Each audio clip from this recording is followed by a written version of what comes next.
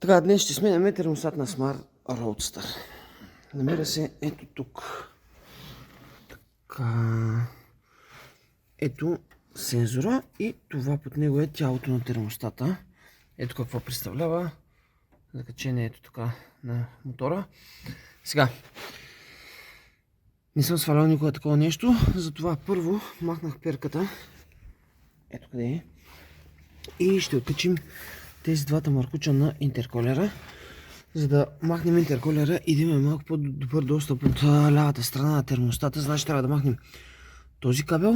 Тук има един маркуч от дясно и два назад. Тоест, не са назад, напред към отсоната на колата.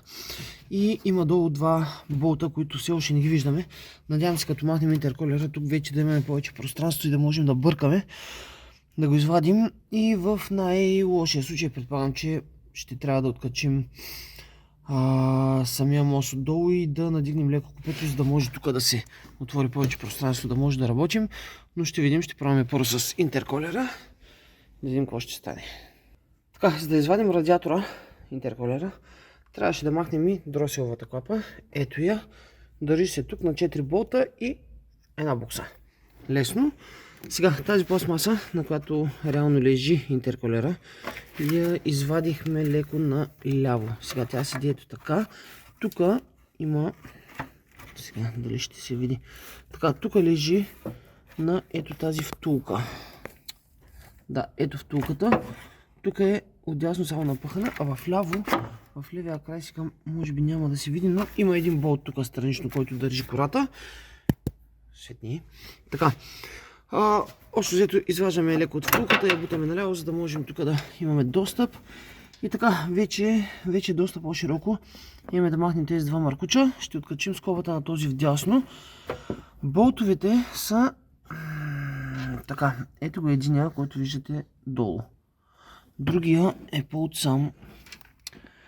И е пак така. Да, ето го този единия, ето го и другия. Полека ще успеем да ги развием отгоре с подходящите удължения и ще го извадим, така че мисля, че това е сравнително лесен начин за демонтиране.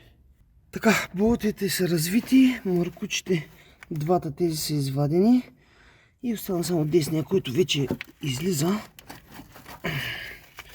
Тук има нещо, което пречи. Какво е? На планка. Така.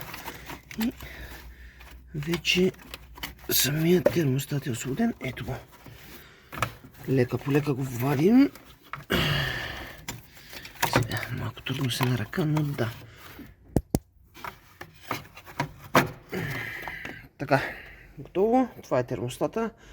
Почувстваме хубаво. Направихме мизерия, разбира се. И започваме да сглавяме обратно новия. Най-големи трудности според мен ще имаме с стягането на скобите на трите места, тъй като е доста тясно. Така че за улеснение все пак, който иска, може да развие 4 болта отдолу, да надигне купето спрямо моста. Така двигателя ще даде разстояние от купето и ще може спокойно с клещи да се заврем да штракнем скобите, тъй като са скоби за водни съединения и са малко гадни за слагане при такива тесни места. Това не беше много трудно. Сменяме новия и се надяваме вече температурата да държи както трябва.